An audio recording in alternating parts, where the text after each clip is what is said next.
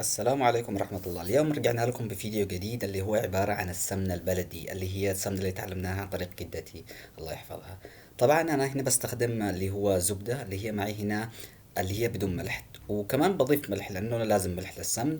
إذا معك الزبدة اللي فيها ملح عادي. معانا هنا طحين اللي هو بر. أيضا بنستخدم زبادي. نستخدم أيضا حلبة حبوب. علب علشان السمن. ومعانا هنا شيء وصلنا من القرية عندنا اللي هو الشجرة اسمها الشهس عندنا. طبعا نبدأ أول شيء اللي هو نبخر العلب حق السمن. طبعا هذه الشجرة ما أنا عارف اسمها العلمي بالضبط، إذا لقيته بكتب لكم إياه في التعليقات. وهذه الشجرة تنمو عندنا في القرية، و يعني ناخذ حقها الأغصان نجففها ونستخدمها هنا في نسميها مكبأة. نكبي فيها للحقين للسمن. طبعا نولعها في النار ونحط الدخان في اللي هو في ايش، في العلب علشان السمن. طبعا الى جانب انه يعطي نكهة، هذا انه ايش يعمل، هذا يعمل تعقيم للايش للمضرب حق السمن. هذا من الطرق الغير المباشرة للتعقيم اللي كانوا يعملوها مثلا أجدادنا وهم مش عارفين.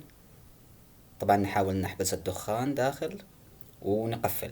يفضل نفعل هذه الخطوة تقريبا كذا ثلاثة، أقل شي 3 ساعات، ممكن 5 ساعات قبل ما نسوي السمن، علشان تكون الريحة في العلبة محفوظة.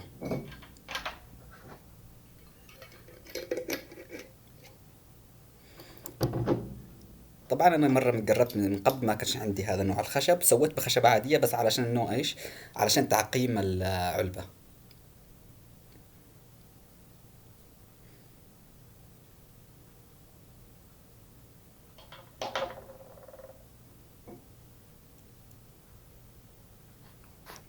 طبعا مثل ما تلاحظون انتم بيطلع منها دخان كثير، وانا احاول اقتصد فيها علشان تجلس معي اطول فترة هذه النوعية من الخشب.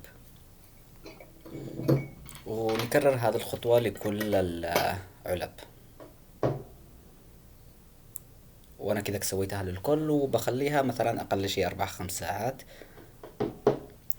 الان نجي لتحميص الحلبة. طبعا عندنا حلبة حبوب.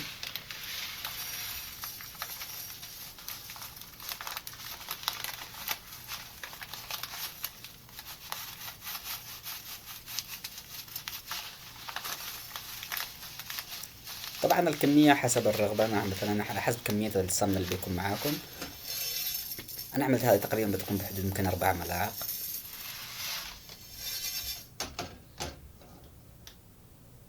نحمصها على نار هادئة عشان ما تحرقش معانا، ونكون نحركها بين فترة وأخرى.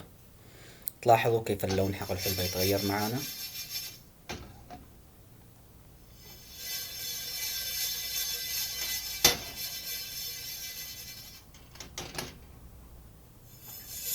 ولما تكون كذا بنية، وبقارن لكم هي بالحلبة اللي هي لسه مش محمصة، في فرق باللون.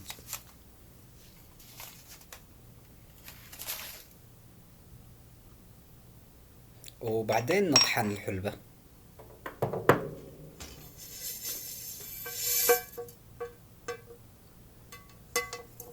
طبعا هنا صعب لكن وقفت الفيديو ووقفتها كامل.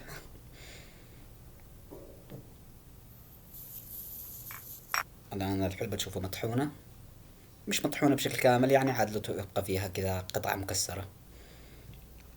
طبعا نشغل النار على نار هادئة، ونضيف قوالب الزبدة. أنا هنا استخدمت 5 قوالب زبدة، كل تقريبا مجموعهم ممكن حدود 2 كيلو ونص.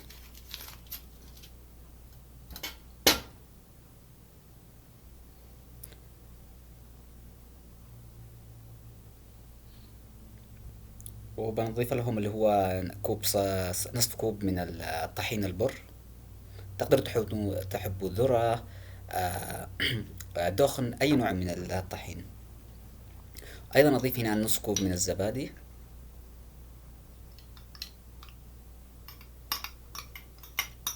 أو حدود 3 ملاعق كبيرة. ونضيف الملح.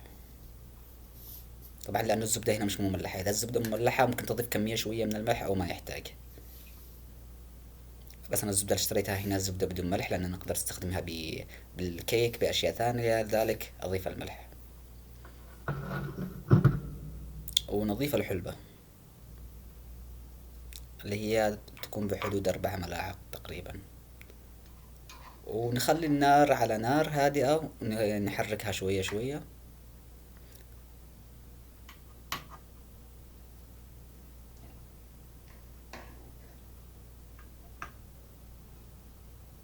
تلاحظوا إنه الزبدة تبدأ تسيح معانا.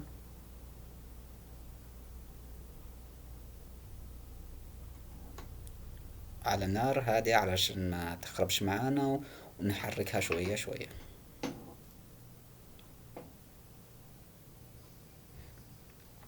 تلاحظوا الآن الزبدة تقريبا ذابت. وشوفوا معانا في على وجه السمن كذا في الآن هذه الرغوة، هذه نشيلها الرغوة. كل ما طلعت معانا نكون نشيلها.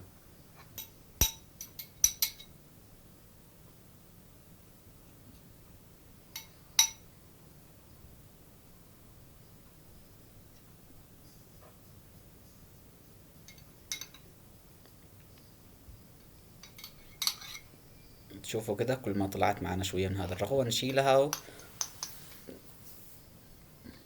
تلاحظوا معانا الآن لون السمن بيبدأ يتغير، اللي هو يصفى، يرجع كده كأنه لون صافي شوية.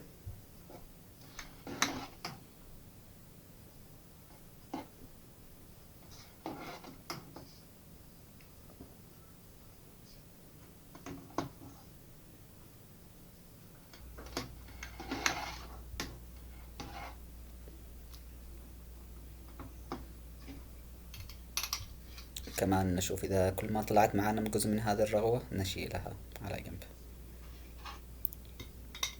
تقريبا نخلي السمن كذا على نار هادئة لمدة نص ساعة. تشوفوا كيف اللون، وإنه تجمع معانا الحلبة والطحين تحت في القاع. وبعدين نجيب معانا العلب اللي كبيناها من قبل، ونضيف السمن لها. طبعا بعد ما بردت شوية، لا تضيفوها وهي حامية جدا. تشوفوا كيف السمن صافية لونها حلو.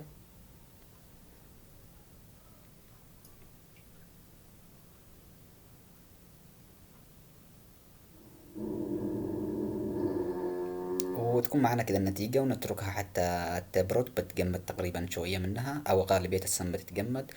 وبالعافية عليكم، لا تنسوا الإعجاب والاشتراك بالقناة، وشكرا جزيلا لكم.